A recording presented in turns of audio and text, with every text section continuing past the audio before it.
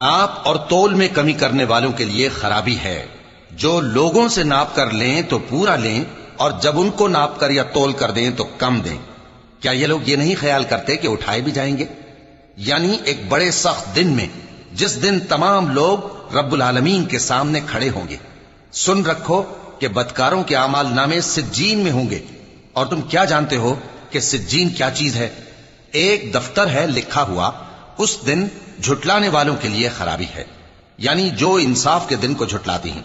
और उसको झुटलाता वही है जो हद से निकल जाने वाला गुनाहगार है।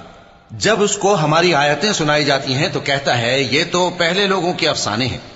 हरगिज नहीं, बात यह है कि ये जो आमाले बद करते हैं उनका इनके दिलों पर जंग बैठ गया है।